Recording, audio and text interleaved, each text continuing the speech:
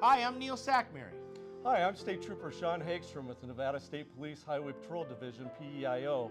Please stay tuned for the next episode of Trooper Talk. And together, we can make a difference.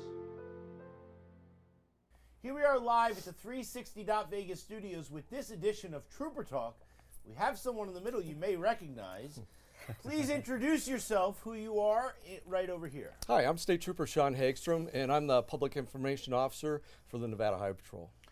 And you, ma'am, are? Hello, Michelle Sparks, the new CVSI with Nevada Highway Patrol, Commercial Unit. And you, sir? I'm Trooper VNO, Nevada State Police. I am the sworn recruiter for Southern Command or Region 1. And his hair always looks the same, right? It's like every perfect. single time. No, we love to embarrass him. His wife came on, his mom comes on. You know what I'm saying? We do all those type of funny things. Yeah. All right. So before we start, I came in this morning and I was really excited, and because we have a tremendous audience out there and everything like that. Your wife is here, the family is here, the thing is this. I have Mario's friends here, and Mario's son-in-law is here. And so the thing is this.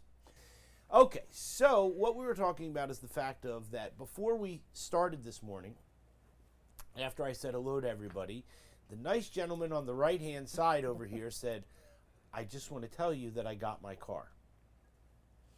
And so I immediately ran outside because I just wanted to see it. A little bit different than the one that you drive. It has the state trooper on the front, and it has a couple different other features and stuff like this. But one of the things that was very interesting to me, and I'm going to start with you, is the fact of that when he came in, he said, when I go to the gas station, no matter where I go, people come up to me and they go, what an amazing car, and and all this type of stuff. We'll get to the fact of the people blow past them at 120 and don't care, right? But the thing is this, that Nevada State Police is looking for wonderful people, and they are looking for the best of the best. And so one of the ways to do it is to be able to drive a nice fancy car and say, listen, when you work hard, this is what you can accomplish. Go. Right, yeah. So we're looking for anybody that wants to go out in the community and make a difference. We're not looking for people that have experience. We're not looking for people that have had prior law enforcement experience. You can start from the very bottom and work your way up to becoming a trooper or officer with parole and probation. So yeah, if you put in the work, we're going to give you everything that you need, and you're going to be able to do what you want with your career, whether it's with Highway Patrol, parole and probation, Capitol Police, Division of Investigations. Whatever it is that you want to do, you can go out and accomplish it, but you have to go out and do the work. And so Trooper Hagstrom and I were on the phone about a month ago. Right. He had his window down and he's driving in his car, and you hear this whistle come down the road, and then all of a sudden it's there and then it's gone. And he goes, yeah, that's one of those motorcycles going past me at 130. Mm-hmm. People that drive need to understand that when they drive on the road, that they're taking everyone's life in their hands. And if they drive reckless, it's not a matter of, are the police going to chase me? Am I going to get a ticket? You may die. You may kill another. And all that is not worth the speed or the reckless manner that people drive, as well as the impairment. Oh, absolutely. And Neil, just before I even came to your studio, I had to make two traffic stops this morning. I got somebody doing 94 and a 65 on the 215 out by Summerlin. And then I got another one that got a little impatient behind me, and they don't read what it says on the back of my car, Highway Patrol, and ends up passing me and doing 91, so I had to make a couple stops. But let's get back to the motorcycles in general.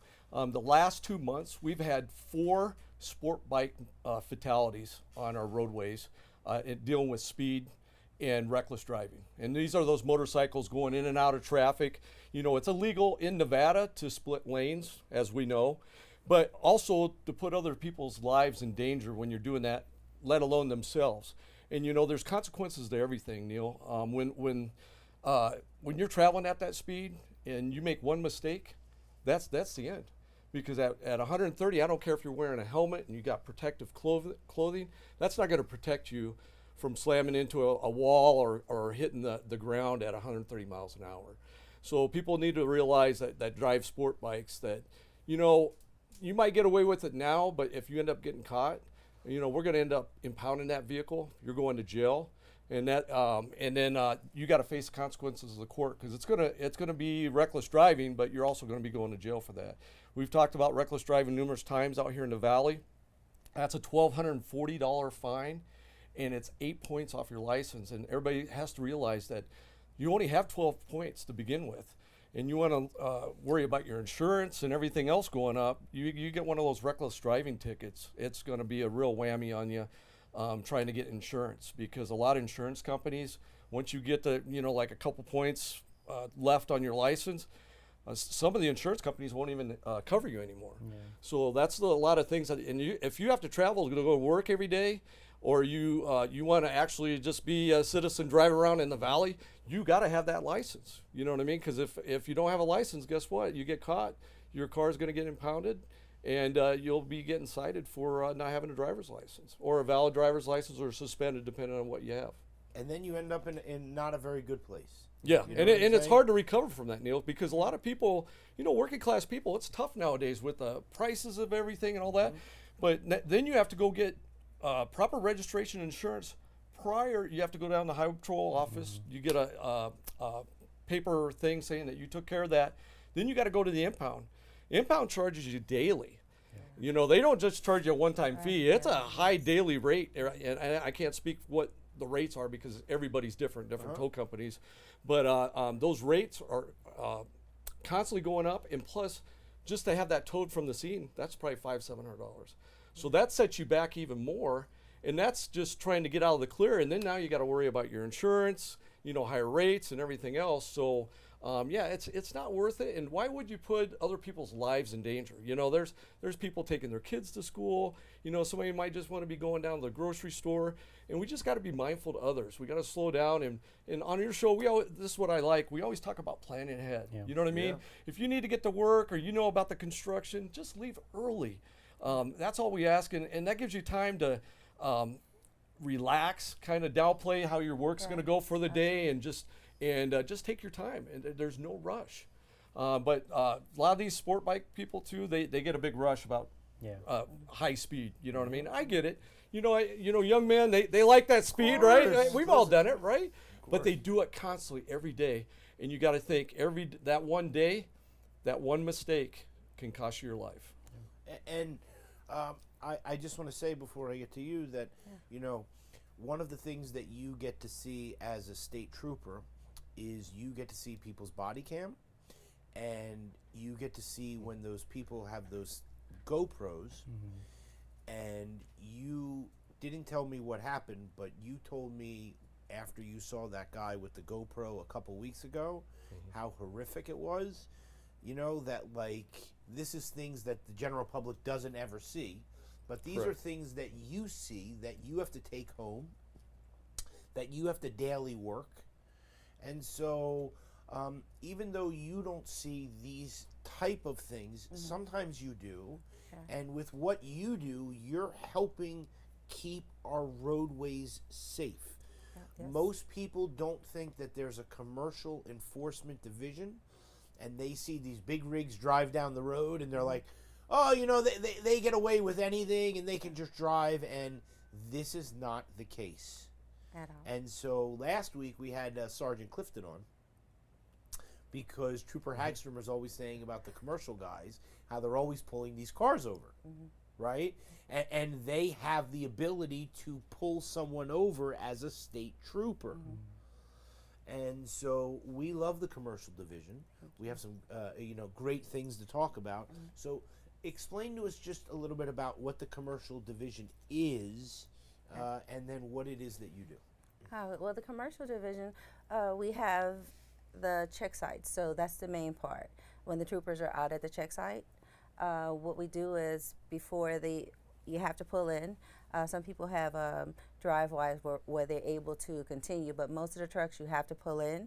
We randomly select trucks, and we perform inspections on them. some are just driver inspection, but most are checking the entire vehicle, and that consists of checking the brakes, the tires, and mainly the driver. You know, they have electronic logs, so we need to know how long you've been driving, because you can only drive a certain amount of hours per day. You know, so we don't want anybody going to sleep at the wheel. So that's the main thing, to see how long you've been driving, and is the vehicle safe. And Oh, and one more thing, Neil. If you want, you can go to the next screen, because it shows a little bit of Michelle working. yes. But also, Neil, I wanted to bring up when she was talking about, there she is. yeah, when she brought up about people falling asleep Yeah. because Yeah. of hours, right? Yep. Unfortunately, yesterday at 4 in the morning, I got a call, and it involved 2 commercial vehicles out on the US 93 and 16. And it was a Freightliner truck, semi-truck, and one of the commercial box trucks. And they, That's all right. you know, we don't know what happened. You know, there could be a medical episode or somebody fall asleep or something. But they ended up getting in a horrible crash, and we had a fatal crash yesterday involving a commercial vehicle. So when that happens, we automatically send commercial troopers out to the scene, and they do a full investigation. They even check all the safety. They check the back safety logs, everything else. And she could probably tell you a little bit more about that. But I wanted to add that in because Yeah. we just had that yesterday. We had another fatal involving a commercial truck. Well, yeah, that's another reason why we check the logs, because you have to have the proper rest. You have How to many hours can a person drive? 11 in a 14-hour period, 11 hours. 11 hours in a 14-hour period. Yes, and that is after having a straight consecutive 10-hour break. You know, So being off for 10 hours before you even start. off for 10 hours. Off, absolutely, yes. And then you can drive for 11 and a half out of 11 of 11 the out next of the 14 hours. And And- within that, you have to take a 30-minute break as well. and that 30-minute break, that can be in their cab. That can be in the cab. Doesn't yes. matter. They don't have to stretch their legs or anything like that, right? Well, yeah, but whatever they choose to do at that time, Right. because we can only look at the logs and it only say off duty, on duty, sleep abort, or driving. So, And then my next question is, a couple weeks ago we had where they shut down the freeway. The truck that's there. So now there's something on the freeway that is going to be closed for 5 hours, let's say, or 4 hours or something, because there's a hazmat or something, right? okay. And the person is in their tractor trailer. Are they allowed to sign off, or are they considered on duty if they're sitting there and they're not moving? Well, it's on duty, not driving. On duty, not driving. Yes. And that would be considered part of the. Yes, that counts as well. Okay. Yes. I always nail him down for questions, but the thing Yeah. is that what No, people. that's a great question. Yeah. But here's Yeah. the thing, what people don't know is that nothing we do is scripted, right? Oh, So not I at didn't all. see Yeah. these. I and never all know this what type of you're going to stuff. ask. Right, and so, okay, so now the trucker is. So after 14 hours, then they have to sleep for 10. Exactly. Yes. So Well, not sleep. Be off. be off duty. Off, Sorry, exactly. not sleep, but they Yes. have to not be driving for 10 hours. Exactly. Yes. And so obviously people play around, but what you're saying is that they get paid the faster they get a load from point A to point B. Correct. And so I'm sure there's unscrupulous businesses that say, I don't care, get it here in 3 days when it's supposed to take 5 days or whatever. But you're saying that people drive for more than the 11 hours. They try. Yeah. Right. And so when something like this, without going into specifics, and nothing to do with what happened yesterday, right? So is this like a ticket? Do you No, it's not a suspend ticket. them? We put or them out of service, so we're not gonna. If you have false logs or, if you things go are not over 11 hours. adding out, yeah, we're gonna put you out of service, for 10 hours just to make sure you get some rest and you're not driving. And that means they can't drive anymore. Yeah. You know, when she says out of service. So just they for put, you public push out them there. off to the side over pull- there, and you're we- like, okay, we have you're a- staying there. Exactly. Yes, we have a section. Pull the truck over, and you're gonna stay there from whatever time it is until 10 hours until you release to drive again. What a lot of people don't understand either is driving when you're that tired has the same effects as if you're impaired.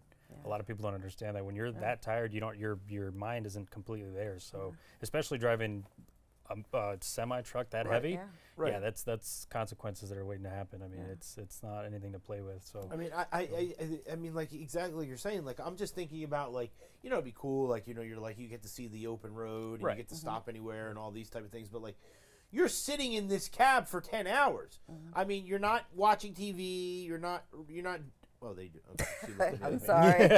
You'll be But surprised. what I'm saying is, you're supposed to be in a driving mode. Now, let me ask you a question. Do they have electric? Electronic locks, yes. No. They have electric big rigs that you can drive. Where you know how they have a car that you Okay. can only hold the steering wheel. Do they have a truck like that? Honestly, I'm very new. I'm not Okay. sure, Uh-huh. but I don't They're, know they're if testing surprised. right now Yeah, I in was- Texas. yeah, They have self-driving trucks. yeah. Oh wow. And they're working on that right now. So Self-driving trucks. don't even have to have a driver in a vehicle, but it's going to be for point A to point B. It'd be like from Austin, Texas to Dallas. Okay. Shorter trips. Quick trips, And yeah. it's pretty much a straightaway, I Yeah. understand. So these Okay. will be driverless trucks they're working on. Wow. So they're still in the testing phase, but Right. it's coming. It's coming down the road. One thing I do want to mention too, because I'm a little bit older, troop here. Back in the Really? day when we Is stopped that a what lot of all those commercial stripes trucks. mean? I didn't know that. You know what I'm saying? Absolutely. So, when I've stopped trucks in the past, we'd catch them with 2 or 3 different logbooks, Yeah. and they'd be cheating all the time. Like Right. they would hand you a logbook saying, "Oh, I've only drove like 3 or 4 hours," when they've been over 12 hours or so. But like you said, it was all about making the money, getting the trip to trip A to trip B, get to another trip, and where we started seeing some issues too is when the government kind of lifted. What do you call it?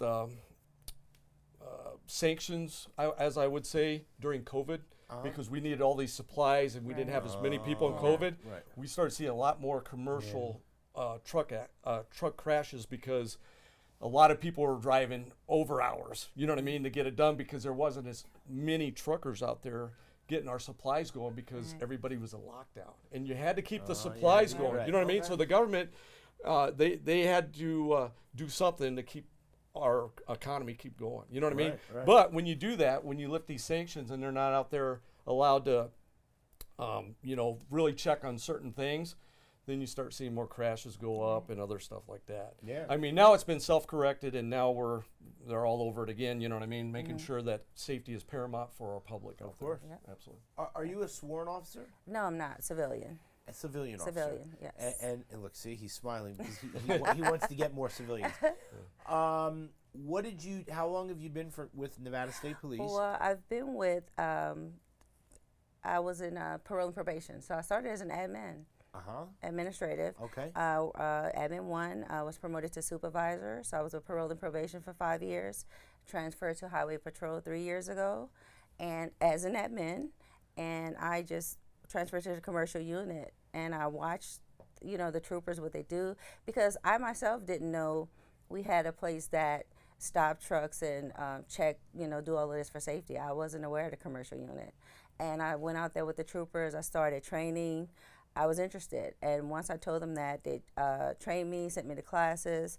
I got certified, and I enjoy it. Yeah. And You what did you do before you went there? Before I went. To Nevada State Police. like- Commercial underwriter. I worked in a private. I worked as a surety commercial underwriter Okay. and a workers' comp underwriter for 15 years.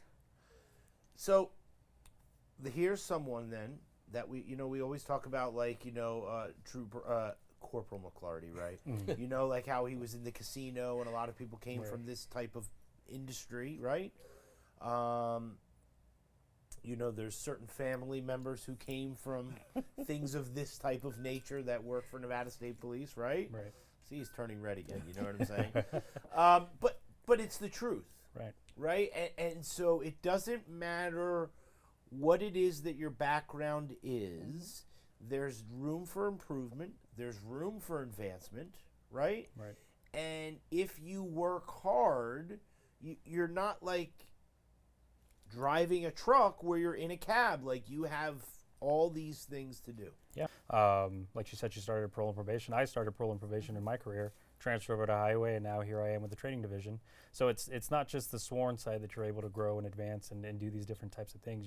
If you get stagnant in your career, you get kind of bored of doing the same thing over and over again, transfer to another division. Go learn something new. Go push yourself to see what it is that you're capable of doing.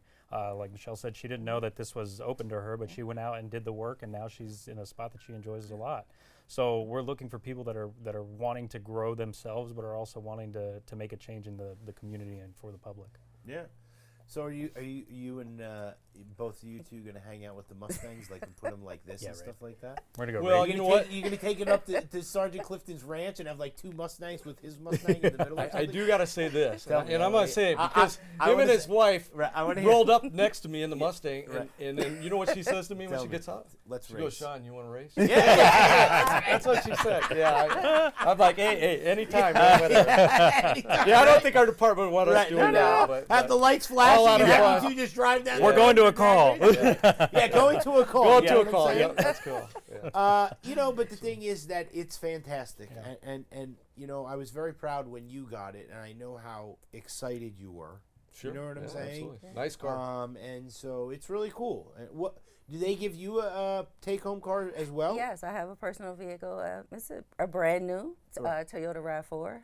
Oh, okay. very And nice. so totally take home. Yeah, totally. Yeah, And but it's take home because if there's a post crash, the CVSIs we do go to a post crash, so we're on call a few days a month that we need to go out. 3 after o'clock an in the accident. morning doesn't matter, Doesn't matter right? what Like that time. phone rings, you're Absolutely, going. that's yes. Okay.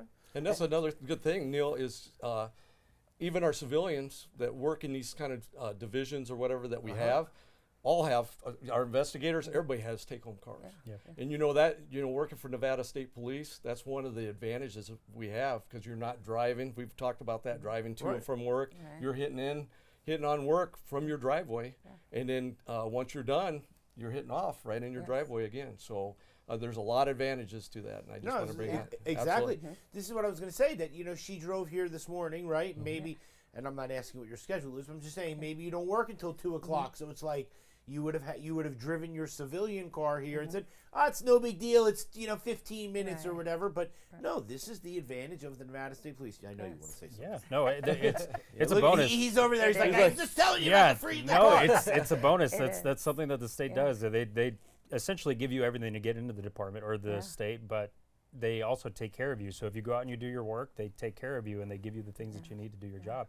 And that's with Highway Patrol, Parole and Probation, Capitol Police, all of the divisions that we have to offer. So it's a really good department to work for. I just spoke to a gentleman yesterday who was kind of on the fence of joining one of the local agencies here or us. And I said, well, let me ask you this. Are you ready to put like $2,000 to $3,000 down before you get into the academy, before you even join? He goes, well, what do you mean? So you have to buy a lot of the gear that's on your belt to get into the academy. And you also have to purchase your vest and this and that. He was like, oh, I was not aware of that. And I said, well, the state will give you all of that. They give you a $1,200 vest allowance. Well, they'll purchase your vest. And then if you want to upgrade it, you make your own upgrades. He's like, I had no idea. He goes, I don't have that kind of money to put in for it. So that's one of the benefits that we have to offer. We will give you everything down to your boot. We give you a boot allowance every 2 years. So it's just kind of like a win-win. If you don't make it through the academy for whatever reason, you just give all of that gear back and no harm, no foul, and you kind of go on your way. Or we try to get you into the next academy if we're able to, if it's something that we're able to kind of recycle.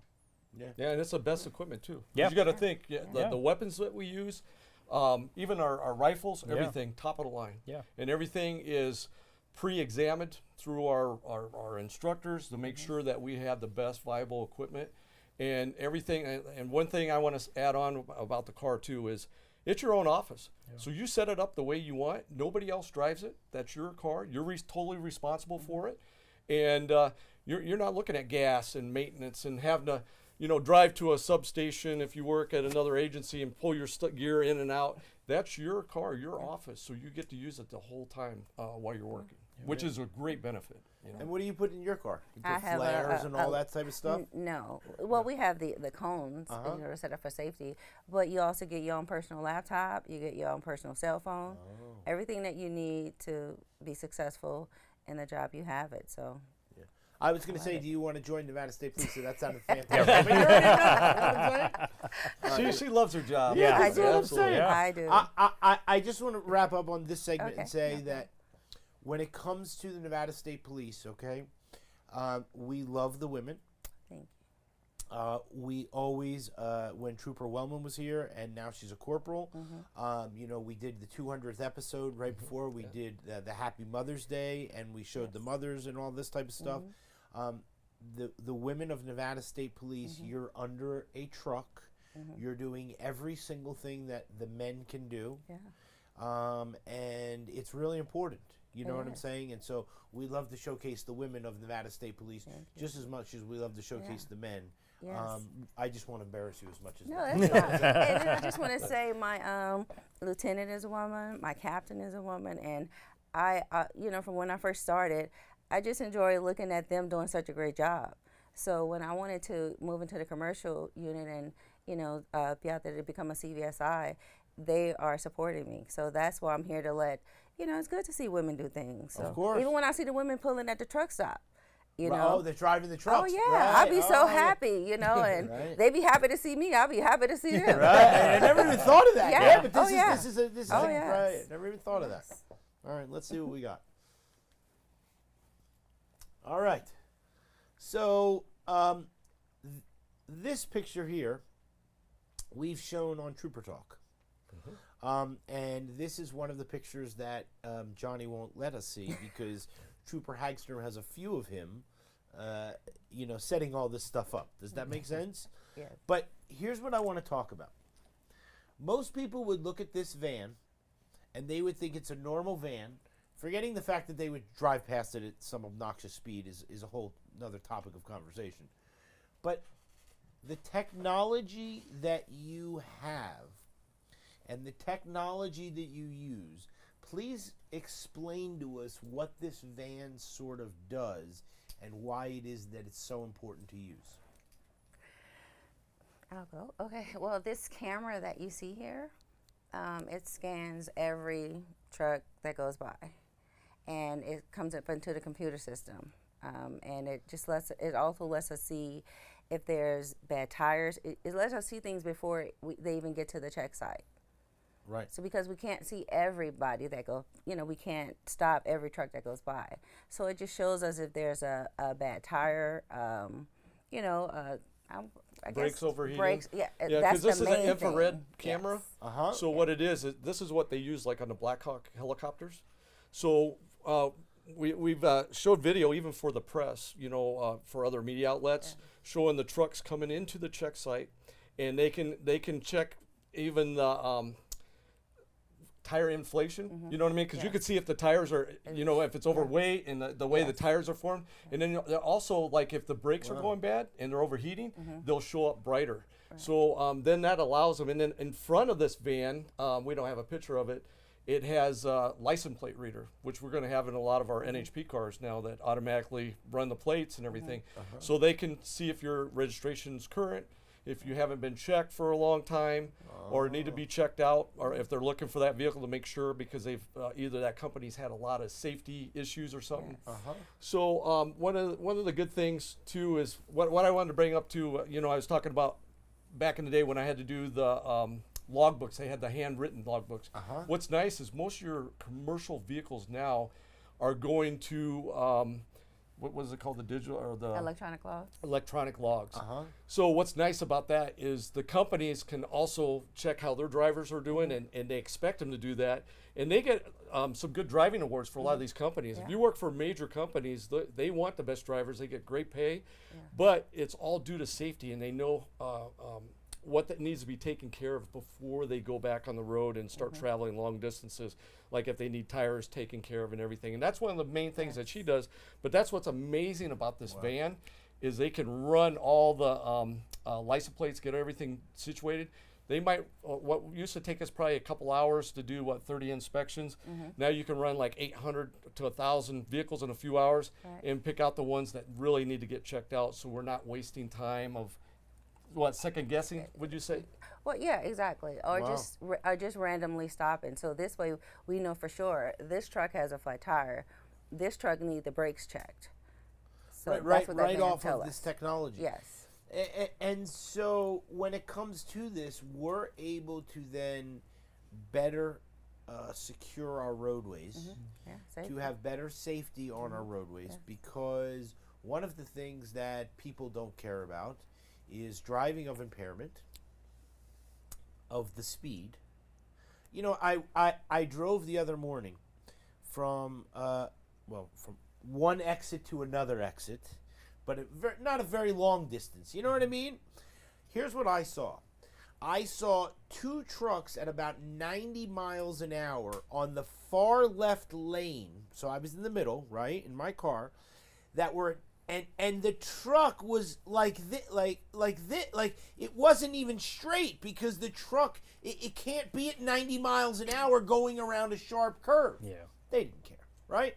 And then you had the two cars that are, both of them following each other like it's the Indianapolis Speedway, right? Cutting in and out because they thought it was funny. But they're at 110 miles an hour, And so this area of roadway went from 3 lanes into 2, right? Around the curve. And it was just like... I just didn't understand. Like, okay, I understand you need to get somewhere and it's fast and stuff like this. But these trucks are not made to go at 100 miles an hour around a curve. I mean, like, when I drive the truck, like I've talked about, 70, 80 miles an hour, that thing is a missile. Yeah. And so you're not stopping. It's not like the car where it's lower, and if you had to slam on the brakes, you could probably stop in a very, very short distance. Right. But, when it comes to these things, these people are out of control. But here's the thing. I even forgot what I was saying now. But when you think about what it is that we're doing, okay?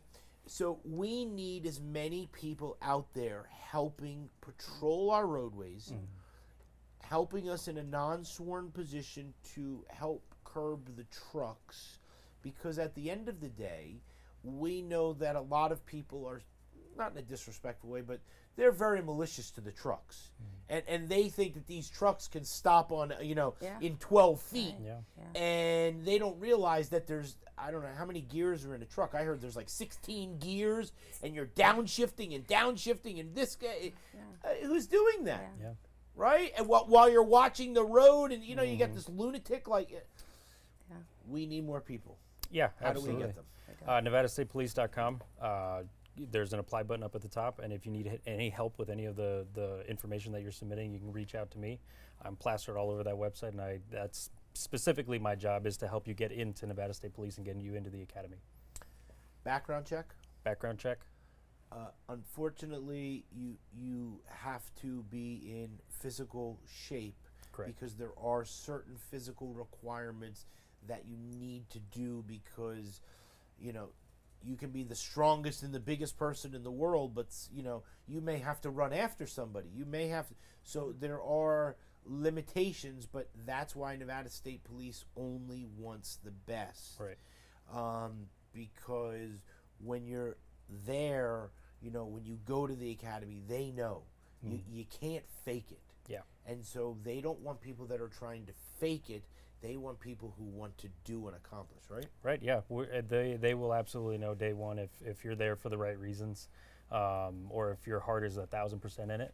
And you might be uncertain. You might not be 1,000% sure that it's something that you want to do. However, as long as you apply yourself and you want to go out and make a change, you're absolutely going to learn everything that you need to do to go out and do the job. You came back. That's why you have all those stripes. You know what I'm saying? Sure. And I always make the joke that, you came back and they said, okay, by the way, you have to go on this TV show. It's called Trooper Talk, and once a week. and you have to talk to this guy, and, you have to, see what's going on. But the thing is this. Every week, we're bringing on someone from a different division because we want to showcase the fact of women and men, and then we want to showcase the fact that there are so many different things, as well as the state of Nevada is not very small. So if it is that you live somewhere else, or that you want to move somewhere else, or you want to work the last 10 years of your career somewhere else in the state, or, they give you all of these things as long as there's a position available. And right now, if that's something that you choose, you can do. And so you being here with what you've accomplished in your career and then coming back is a testament to why we need people with lateral moves, critical fills, all of these type of things that people have law enforcement experience, and they're like, well, am I too old? Do I really want this? But you had someone in your academy class. Go. Yeah, absolutely. And you know what? Yeah, we'll start off with the academy class, and you pretty much nailed it all, Neil. You're getting pretty good. You can be the next recruiter. Yeah, you'll be the next recruiter, Neil. So no, there is no age I limit. love doing it together.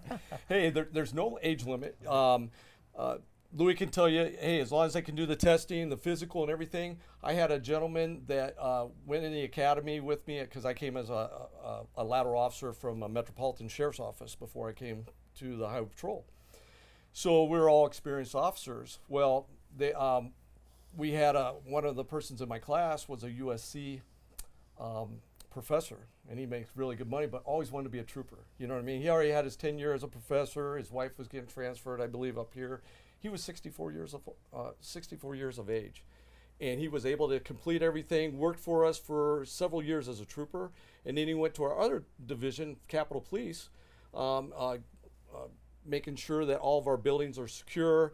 And a lot of that's with the governor's buildings. We have welfare. The state of Nevada is pretty big, and a lot of our Capitol Police they're pretty busy because they have to maintain all these buildings and make sure that the public's safe, no matter where they are within the state. Because let's say you want to work here in Vegas. I mean, you've been working down here in Vegas, and let's say your wife wants to move, like the last 10 years, up to Reno because she loves the area or something. Right.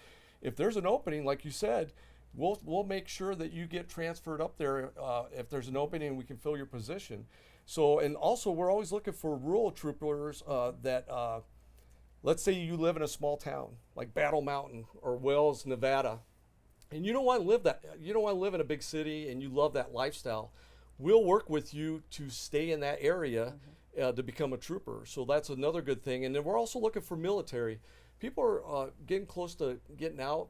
We have the Skill Bridge program, which within 6 months you can transfer over and start working for us, and you'll be getting paid by the military. But once that pay drops off, you'll be getting paid up by us, and we'll put you in position until that academy starts, and then we'll run you through that.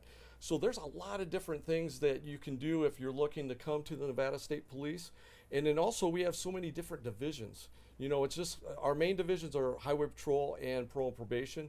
But we have a division of investigation, which they do all the investigations, whether it's homicide, all the way down to like prescription, pill fraud and all that stuff. And then we have the division of Fire Marshal. We got the State Fire Marshal's office, and we have the Governor's Protection Detail, and also Capitol Police. So we have all different divisions. So if you decide that you want to transfer and move to a different division, let's say that you've done Highway Patrol for 5 or 8 years, and you just want a kind of a change. If there's an opening in that division, we'll try to switch you into that division. You can start. It'll kind of like refresh your career if that's something you're looking for. And that's what's so wonderful about working with the Nevada State Police. All right, let's see what we got for this one. The oldest daughter of NHP fallen trooper Alberto Felix competed in the National American Miss Pageant. So we keep Sergeant Abate and Trooper Felix's patch right here. And so anytime that an officer, a trooper, or anybody comes to Trooper Talk, we ask the trooper or troopers, sometimes we've done 2 or 3, to stand and face me. And they stand and face me, and I say, on behalf of myself and on behalf of Trooper Talk, I want you to know that I'm deeply saddened for the loss of your brothers. I give that person the Trooper Talk, Sergeant Abate and Trooper Felix patch, and then I give them the official Trooper Talk patch, and I appreciate them to come on. And so, one of the things that's really wonderful about the Nevada State Police is that when it is that an officer has fallen, the fallen officer's family is never forgotten. And so Trooper Micah May, making police cars, going to his kids' graduations. You know, these are things that people go, well, that was many years ago, or that was. This isn't the way Nevada State Police family thinks. When you are part of the family, you're part of the family. Yes.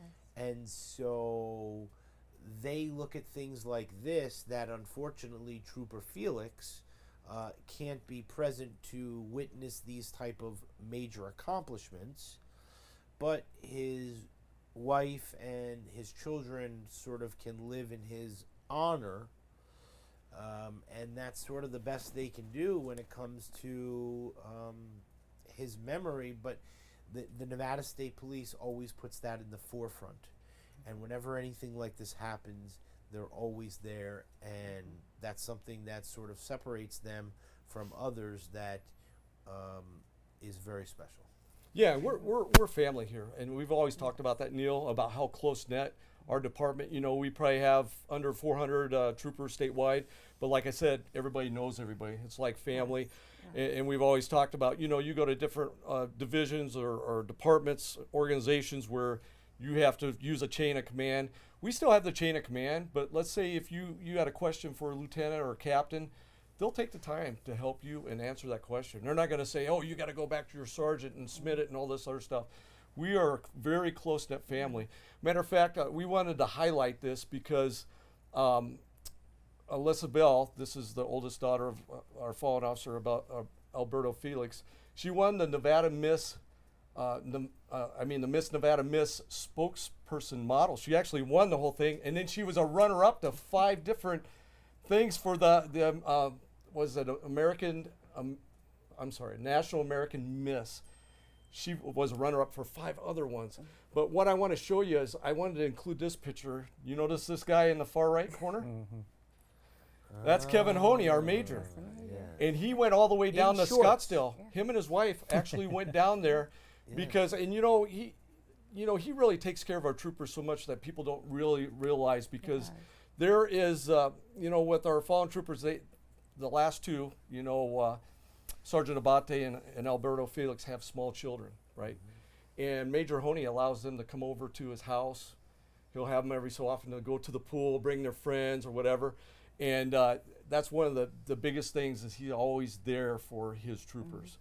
As well as all of us here as troopers, we are always there for their families. Matter of fact, we did surprise birthday parties for their kids this last year, and it'll come up, because we never forget, our families from the fallen, and we'll always be there for them. So we're always a secondary family, but like I said, we will always be there as long as, they're part of NHP.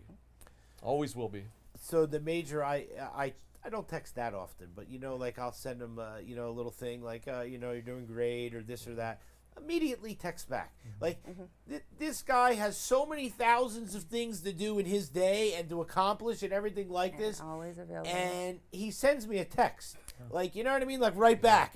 And so when Trooper Hagstrom said, "Can you come on the 200th show?" Right? It wasn't like, well, listen, can I send something, or can I? It was like, let me help. Let me do whatever it is that I can do. And whenever we had a trooper that worked all night and, maybe needed an extra hour of overtime because they had to come on to Trooper Talk, like, he makes himself available. I didn't know he wears Birkenstocks. Because I wear my Birkenstocks, and this is fantastic. You know what I'm saying? You have to send him a message and I'm say, going hey, I to- seen you in the Birkenstocks. Right, I seen you in the Birkenstocks earlier, and I didn't know you wear them. Because here's the thing, they're the most comfortable. Very comfortable. You know what I mean? Like out of regular shoes. I mean, you slip them right on. And anyway, this adds for the Birkenstocks during Trooper Talk. But I also want to say, Tell me. the major, he walks around the office all the time. The 3 years I've been there, he's never not been available. He'll come over, have a conversation with you, or if you see him down the hall, he's waving, but he's very present.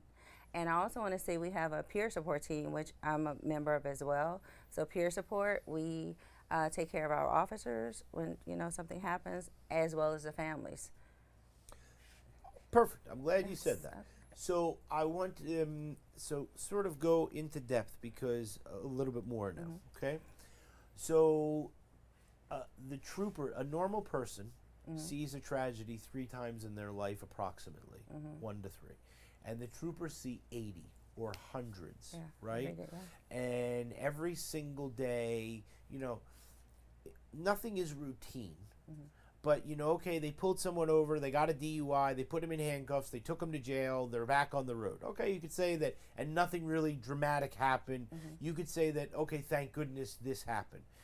But that doesn't mean anything, because the next time that they go out on the road, you know, they get somebody who decides that they, you know, don't want to get out of the car, or you know, doesn't want to listen to what they say, or rolls the window up on them, or you know, does ridiculous things while these cars are buzzing past them at 80 miles an hour. We need people that are able to talk, and that are able to talk to all the troopers, and keep it private. Because, Confidential, yes. you know, one of the things as a warrior, you're not allowed to show fear. And so they can't cry. They can't show fear. They can't show that they're having a bad day. You know what I mean? They can't show that somebody just cut them off and they can't do anything about it. You know, like all these things.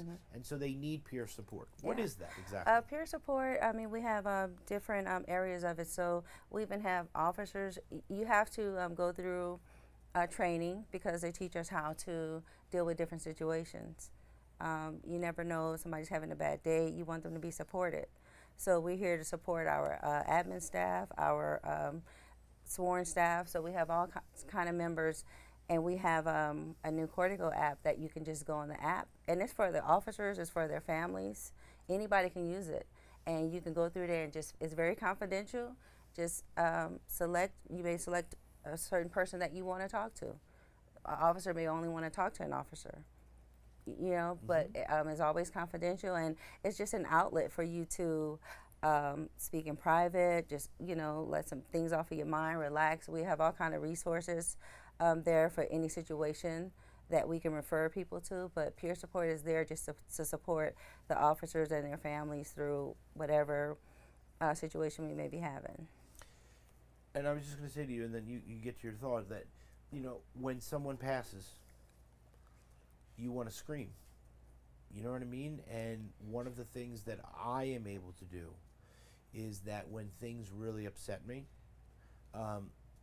Johnny can put on that camera, and I can stand in front of that camera, and I can scream as loud as I want and as much as I want.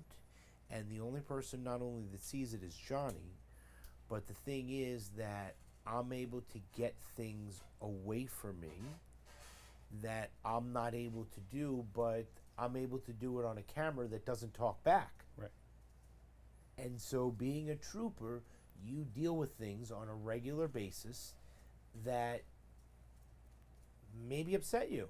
You know what I mean? That you need to be able to get off your chest so that you can better perform your job on the next thing, right? Yeah, and I would love to thank peer support. I was actually on scene the night that Trooper Felix and Sergeant Abate were killed. Abate was one of my closest friends. We worked together almost nightly. And I was actually getting ready to transfer over to Sergeant Abate's squad 2 weeks after the incident happened. But not just that incident, but 2023 was a very, very tough year for me, family-wise, work-wise. 2 weeks after this incident, I got into one of my officer-involved shootings.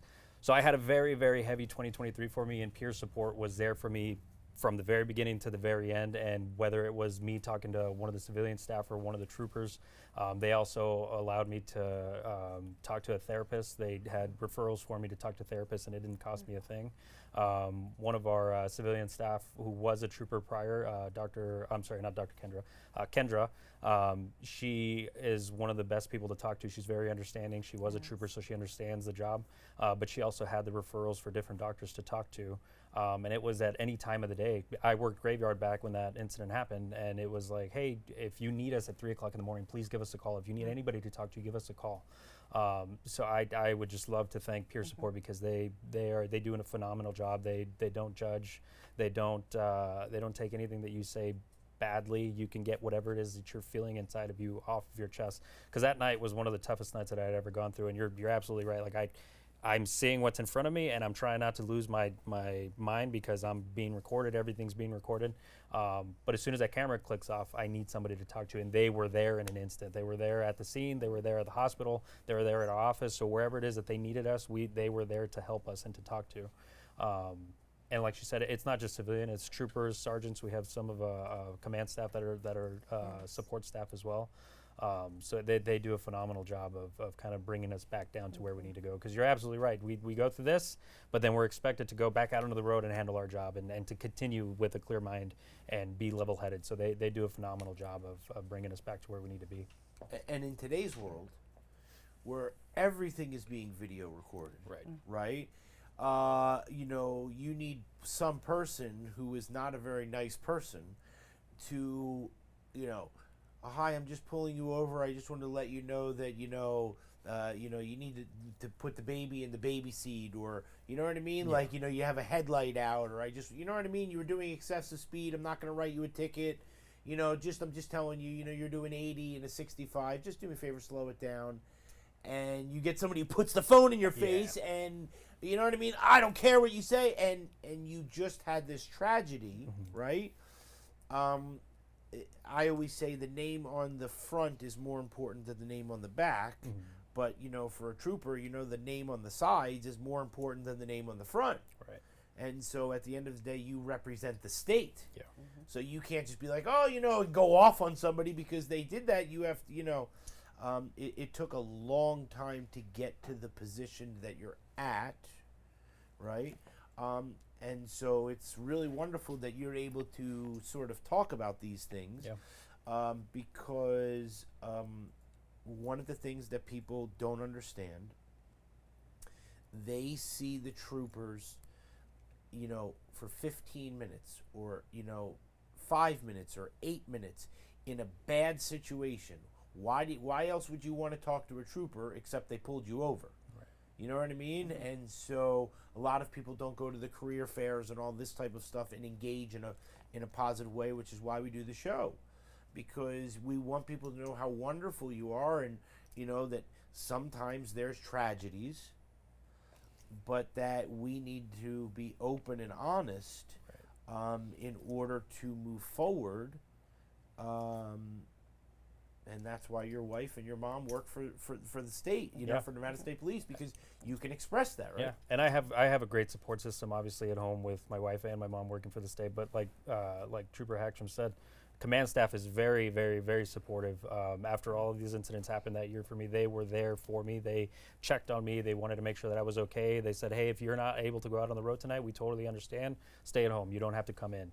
So they are very supportive. They're very understanding, and they understand the job well. They're not so disconnected from the trooper level to where they're at. They understand that we're down here doing most of the grunt work, essentially, and they understand that we're out there doing hard work. So they know that not every day is going to be perfect. They know that you're not going to be 100% every day, and they are completely understanding that if you are not 100% okay, that you can take the night off and collect yourself and get yourself to a mind state that you need to be in. So peer support and our command staff is phenomenal. They do a great job of making sure that our troopers are taken care of.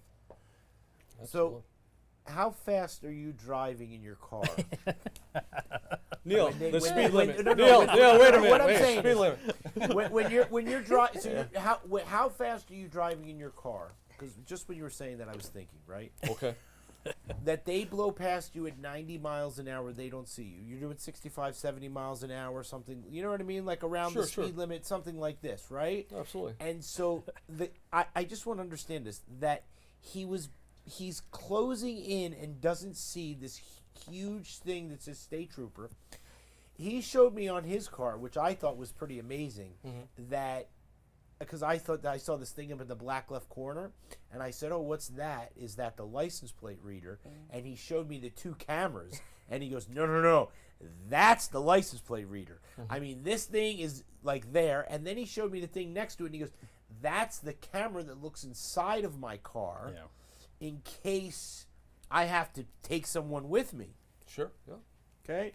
So, this morning, 2 people you pull over, okay? Because they're driving so fast that they're at 30 mile. I mean, like, you don't think about that. You know what I mean? But Yeah. 30 miles an hour above the speed limit, well, how much is that ticket?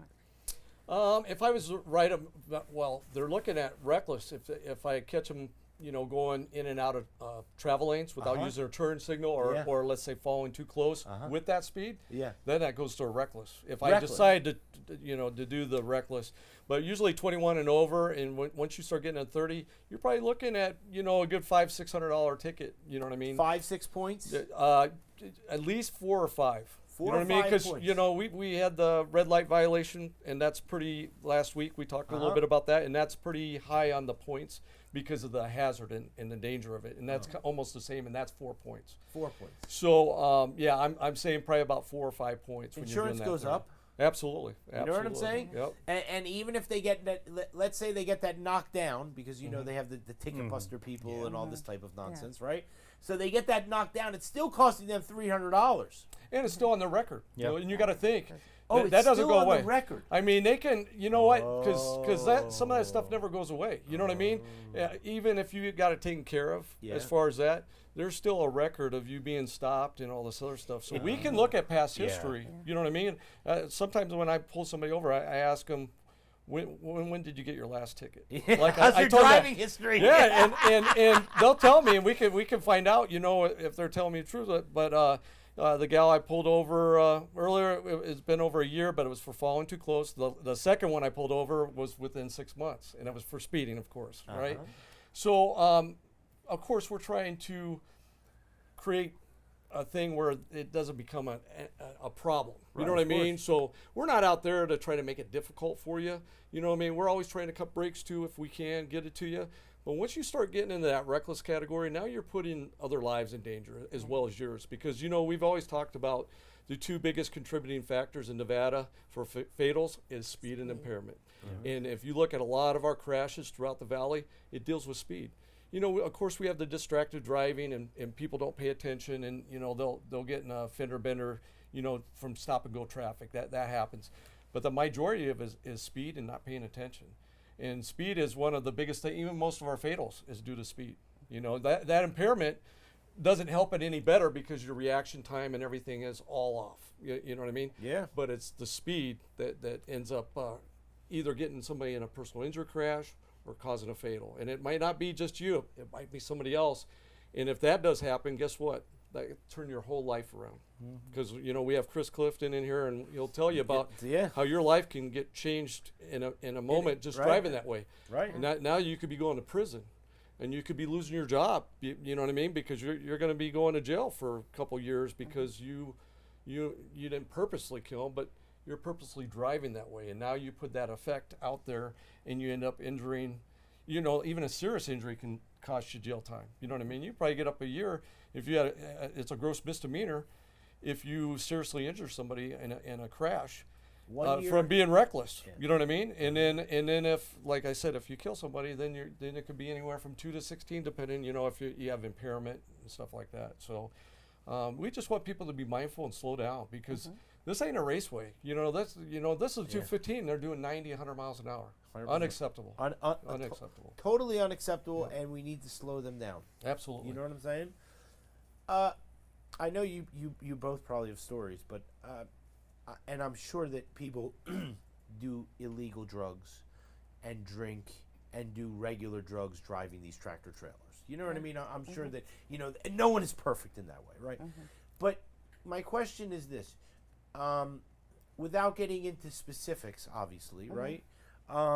Is this something that people try to hide in the big rigs, like, you know what I mean, like the drinking and the drugs and things of this nature? Is that something that you see sometimes?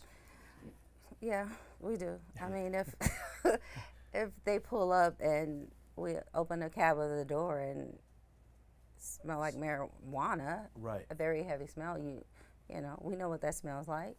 And our job as investigators as well is when I talk to the driver and question them, you can tell if somebody's impaired. So that's why I'm asking you, when did your trip start? What was your last stop? What's your load?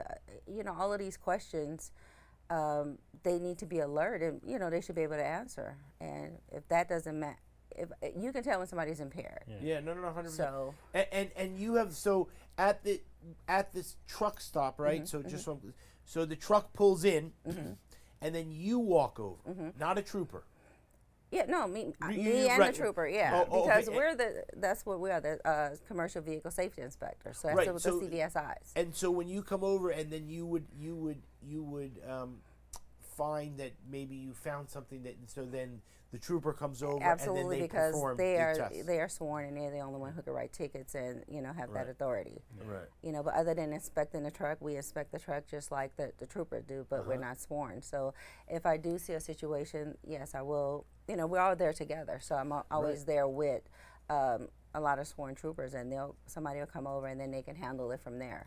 A lot of the questioning that she does, though, is the exact same that we do on a regular traffic stop. Right, that's what I was Where are saying, you coming right, from? right, Where are right. you going? What's Yeah. in your car? It's the exact same. So they go pretty much to the exact same training that we go through. And they lie to you, and they tell you there's nothing in it. Right. Try Yeah, to. Because a driver's supposed to do a pre-check, so you should know. You should look at your bill of lading. You should know what some people don't even know what they're transporting. So then we have to open up the back of the truck and make sure everything is okay. We need to make sure the load is secured as well, because things that can shift, then the truck will fall Right. over. So we have to make sure everything is properly secured, as well as checking the tires and the brakes and the mechanics of it. Oil leaks, we see trucks right there in front of you. There's a problem, so we need to get that repaired before they can continue. So we find a lot of things, but yeah, mostly drugs and alcohol is a big thing too. Impairment. What do you call the area that they go sit in? Do you have a special name for that? When you're like you're in the doghouse, do you Time have out. like a special name or something, Yeah, or you just like go park over there? No, it's just a space that's outside of the check site, because we have to make sure that they don't continue driving. Right. So, So you're like, okay, right over there, exactly. and they know, and that's the end of it. Yeah, they know. Yeah. It's pretty tough. Oh, yeah. Right? Yeah. She's very nice, you can tell, Yeah. right? But like you make her mad, and you're like, listen, I'm not hiding anything. And you slam the door in her face, right? She's grabbing that Oh, door, yeah. right? You're coming out of the truck. Right, you're coming out of this vehicle it's, right it's now. safety, and I'll Yeah. let them decide how we're going to deal with this. I'm always, respectful and nice, and of course, when people see a female as well, Right. And I've never had a problem, to be honest, because I'm out there with all of my troopers, so Right. I've never had a problem. Right, of course. But at the same time, when somebody see a female, no, because we have another trooper. She's actually about to retire next month. I'm going to miss her. And when I love going out there with her, I just love watching her. Like, she does a good job. And I remember a trucker called her that girl, because it was like, oh, here's that girl, because she don't play. She don't mess around. She does She not don't mess play. around. And I was like, I want to be that girl number 2, because I love how she That's did Stephanie her Gonzalez. Stephanie Yeah. Gonzalez, Stephanie yes. Gonzalez. Yeah, she's great. Great She's trooper. retiring. But I learned a lot from all of my troopers. But as a civilian, we do the same thing. But when it comes to those type of violations, I have to let the sworn deal with it. But the main thing is all about safety. We want you doing your job. We want you, traveling safe on the road. Being under the driving limit, and we want your vehicle to be safe as well, because a flat tire, a blowout tire, that can cause an accident as well. So people think, oh, it's just a tire. No, that's making the truck level. Right. You understand? So Right, it's right. all kind of safety issues, but we like I said, You we handle got your business. exactly. Yeah, no, listen. We need people, Right. okay, that want to go out and make a difference. Right. Right? You can start at the age of 18. Yeah. There is no age limit on the upside. Right. Right? And the thing is that we need people. Yep. We need people who want to make a difference, who want to do fantastic things, right? Non-sworn, sworn, all of these things. But they have to be the best. Right. They second or third or fourth tier isn't going to make it. Right. And so all you're doing is just wasting of time. Yeah. So instead of wasting of time, give me the finest. Yeah. Give me the best. Get to the best, right? Yeah. These are all the things that you need. And how do we do those things? NevadaStatePolice.com. We will absolutely take, like Sean says, we'll take Nevada's finest any day. I truthfully believe that we are the best agency in the state, if not in the country. All of our troopers, all of our officers, all of our civilian staff, everybody that works for the state is phenomenal.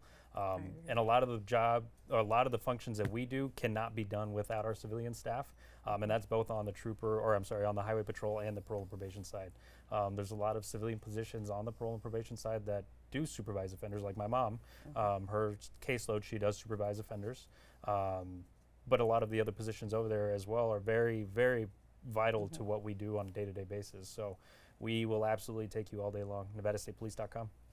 And your wife, she came on the show before, right? But she came on before that, and she was, not to say just the dispatcher, Right. but she was just in the dispatching world, right? And then all of a sudden now her world is not just in the dispatching, Right. And she does a lot of other things, and she also does the dispatching. Correct, yeah. Right? And so there's tremendous room for advancement. There's tremendous move to do things. Right. And so that's why we love the Nevada State Police, right? Yeah. Absolutely. All right. Couple minutes. Yes. All right. Keep it a couple minutes. All right. This is the thing we call Sean's safety tips. Okay. He gets very excited. This has been now 8 weeks that we do this, and so he goes and he makes these things and he gets with Johnny, and so the floor is yours. Thank you, sir. Thank you, sir. Well, I wanted to bring this out to the public because a lot of people ask about HOV lanes, you know, the high occupancy lanes that are on the far left, and we have it on the 95 and 15, and people always want to know, hey, how do we drive in this lane? What's the times and everything? So in the morning hours of 6 to 8 a.m., it's only to be utilized with a vehicle with 2 occupants or more to be in that far left lane in the mornings from 6 to 8. And motorcycles are also able to use that lane for the reason is that it's a lot faster travel, and it's the less in the cars. The more people you have, it's more like a carpooling lane for those morning hours. And then in the evening hours, it's from 4 p.m. to 6 p.m. So if you're a single occupant driver out there and you're using those lanes, you're looking at $250 fine. And we catch you in that lane, you're going to get a ticket for it. And it's only during those times, and what I wanted to bring up to the public is that's only Monday through Friday. So from 6 a.m. to 8 a.m., that's the HOV lane is enforced, and it's 2 occupants and motorcycles only. And then from 4 p.m. to 6 p.m., that's the other time, Monday through Friday. Now on the weekends, you're able to use those lanes as a regular lane for passing or so. We don't want you passing the double white lines. Yeah. You got to make sure that once you get past those white lines and you have the breakup white lines, that's the only time that you are allowed to get out of those lanes. You can't just pop in or pop out of those double white lines, and I want people to know that. During the weekdays, Monday through Friday, let's say it's 10 a.m. or to 1 p.m. or 2 p.m., you are allowed to use those lanes. It's just those certain times that they just want two persons or a motorcycle only in those lanes. And that's to help get that traffic going. And like we always say, it's a carpooling lane. It's to try to get less cars off there and to make it a little bit faster lane so they can get where they need to be going. That's no blow up dolls in the passenger seat. No, I was going to bring that up. There was a story too that somebody tried to contest. There was a hearse I heard about one time, and the guy's like, has to be living. There's 2, yeah, it has to be living people, just to let people know. You can't say, hey, I'm driving a hearse, but I do have a second person, but he just can't talk to you. Can you have right a now. baby in the back seat? What's that? That counts. Yes, that You does. can have a baby in the back seat. Pets do not count. Yeah, Pets pets do not don't count. count. Pets do not And you count. can't have the blow up doll like you Yeah. said. Can't have the blow up Some doll. people try to do that Yeah. to try to, Yeah. With the wig and the mustache, so you drive around. Okay. So that's not gonna so, happen. So Yeah. you can have a baby. Correct. You obviously have to have a person that's driving. We hope Right, so. we hope so. No, we're not that driverless Right, vehicle. we're not yet. driverless Not that vehicle, yet. you know what I Yeah, mean? yeah. And at least if they drive one of those electric, hopefully they have their hand at least least. on the steering Absolutely, wheel. You know yeah, what I'm yeah, saying? Especially if you have a baby in the car. Right. Yeah. Let's see what else. They can be in the back seat or the front seat. Correct. Anywhere. As doesn't long as matter. there's 2 occupants, is fine. We just can't have. They can't be in the trunk. No. Oh, that, yeah, Okay. that'd be a whole different issue. That's a Yeah, problem. that would be a different. That's a problem. Absolutely. People don't know about the HOV lanes, nor do they really care. Right. And nor do they care about the white line because they think the white line means that they can go faster. And that they can drive in the left and then zoom past the person who's not driving fast enough that's only going 90 in the fast lane because they want to do 100. So they seem to just go from the middle lane to the HOV lane and they think they're playing Frogger. Yep, and Right. we're not going to Totally have that illegal. allowed. Yeah. Absolutely, and you're going to get cited every time if we have a sure. trooper in the area, and be mindful. Like me and Louis, we drive Mustangs. We don't have the top lights, Yeah. and our cars kind of blend in, and we're always watching what's in front of us and behind us. And like we tell the public, you know, we have radars in front and back. We can get you directly in front of us, directly behind us, opposite, and the same direction on behind us too. So we're always looking for reckless drivers, you know, possible impaired drivers, and a lot of speeders out there that are driving reckless. So they don't see us. We get to meet them every day, you know, when we're out there working. But the bad thing is, we just don't want people starting to utilize that lane. It's starting to get more used up by people that are single occupant vehicles, and that's not what it's intended for. And I just want the public to know that, hey, if we do see you, you're going to get stopped and you will get cited. It's a $250 fine plus assessments. So now you're looking at probably $250 or $300 for that fine. And is it really worth it? Because you're not really going to save that much time. You know, we've always talked about how speed, you know, you might be going 10 or 15 above the speed limit, but the same person meets you, what, 30 seconds to 2 minutes later. I mean, you really don't save as much speed as people think. You're not saving any speed, and they think it's Yeah. the Indianapolis Speedway in that lane. You know what I'm saying? All right, Absolutely. hold on one second. Let me just tell them to come over, and then they can get started, and then I'll finish this. Johnny, hold on. Let me just tell Anthony to come over so we get started for the. Oh, all right, Anthony, get them over here so they can start over the show. Okay. All right. So anyway, And then one thing I do want to stress is the white lines, the double white lines. yes. Don't be going into those white lines or traveling out of those white lines. Wait until it breaks up. Yeah. That's we're getting to see more of that, and that's becoming a problem. So we want to start addressing that, and stay within those white lines. If you know that you have an exit coming up, a few exits, then start making your move once it breaks up, where you can start moving over to get that next exit. I know sometimes it's a kind of a pain because the way they have the white lines, and I think some people, we say we don't like it as much either. But if you can try to adjust it, you know, like a couple exits up, please try to move over beforehand. But there once you are get that. actual signs on the left-hand side of the highway that say exit for Sahara, exit for Charleston, and at that point you can Yeah. exit. Yeah, I hate that HOV lane. I don't even travel in it. You know what I'm Yeah. saying? Well, Yeah. I don't travel with anybody in the car. So the tractor trailers are allowed in the HOV lanes, right? No. Tractor trailers not allowed in the HOV. So, like the sign here says no trucks. no No. trucks. Because slower vehicles are always to the right, Yeah. not to left. Yeah. Remember, speed's off to the So no left. tractor trail. No. Oh, And you know, a lot of them will play and say, "Oh, I didn't know." They absolutely know. It's a federal regulation. There shouldn't be any trucks in the first. in the HOV. in I the was going to HOV. say, have you ever found somebody sleeping in the back? And you're like, yeah, the guy's sleeping in the back, and you know what I mean. I'm driving. You know what I'm saying? Yeah. All right, and the speed, you're not allowed to speed more in the HOV lanes, right? That doesn't mean like 10 miles an hour plus or 15 plus or something like that, right? No, the speed limit's the speed The speed limit. limit on the right is the speed limit because sometimes the people on the left think that it's more speedy. Right. You know what I'm saying? And then they get 3 inches from your bumper because you're going too slow. Yeah. And so, okay. All right. So, what do you think of Sean's safety tips? Very funny, right? Yes. He gets excited, Information. and they're very informative. You know what I'm saying? And so we love these types. Yeah, of good things. information. Yeah. All right. You've been here before. You know what this means.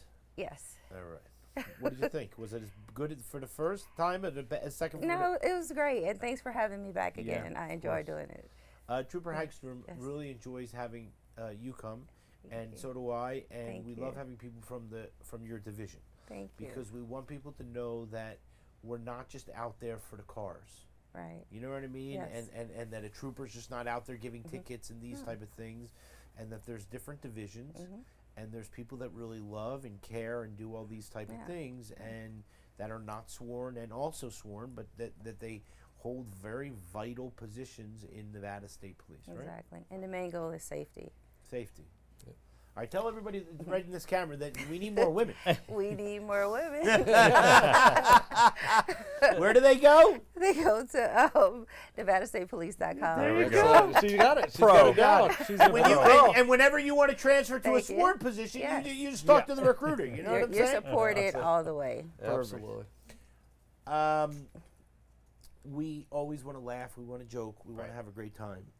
But at the end of the day, there's serious business. Right. And that if you push you to the limit, the law is the law, and you're not going to like it.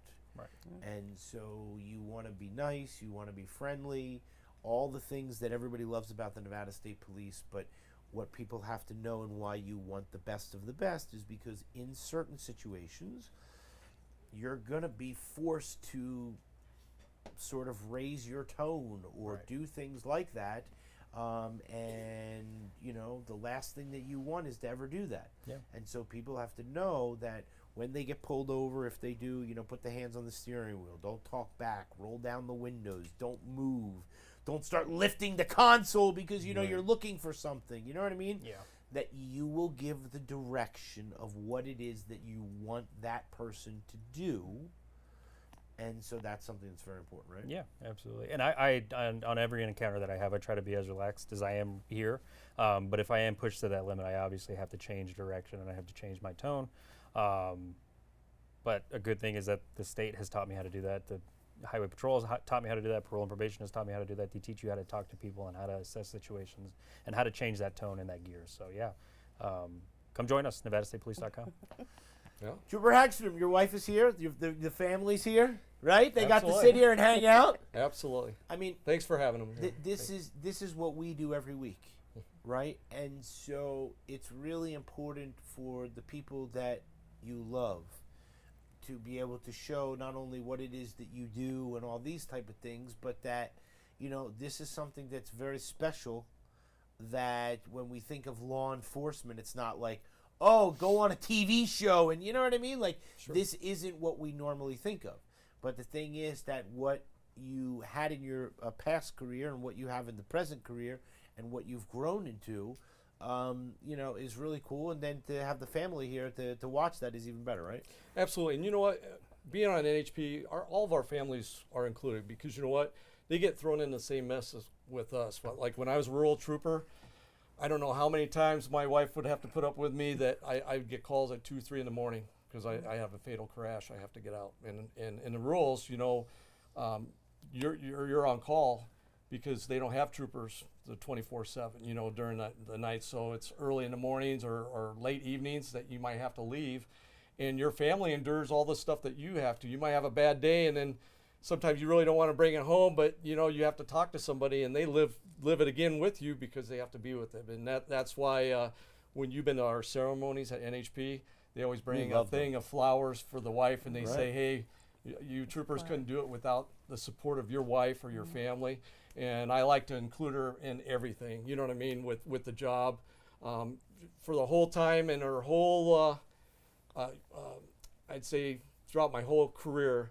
She was never able to ride in a patrol cruiser with me because we were not allowed to have family members or other people where, you know, other agencies will allow them, you know, like for parades and all that because, you know, liability and stuff, the state doesn't want to get involved in that. So that's one of the things that she'd always wanted to do is go on. Like I always told her, hey, you can go ride along with somebody else. You just can't jump in my car with me. You know what I'm saying? But it's great, and I really appreciate you allowing them to see what we do and be a part of it, you know. And Neil, you do so much for the community, and it's so great to have different people from different divisions of Nevada State Police. People didn't even know some of these jobs that actually exist, so we're bringing it to their home and kind of showing them, and if they have questions or want to contact you and find out a little bit more, we're here to talk about it and kind of explain it better so the public does know about it. But we want to thank you for allowing us to do this on your platform, and we love Trooper Talk. Yeah, we love it. It's too. great. You know what I'm saying? Thank you. yeah. Even Johnny, who'll never get on camera, he loves it too. You know what I'm saying? We're gonna get him on We're there. gonna get him one day. You know what I'm saying? Surprise. I'm just gonna kidnap him. Let's and have I'm him as a Absolutely. guest. Right, you know what I'm saying? And Yeah. I'm just gonna grab him there and just be like, hey, this is him. All right, thank you very much. Thank you. Appreciate you coming. Appreciate All right, now you. let's Thank you. wave right here, and we'll wave and say, see you later. Bye, See you guys. later.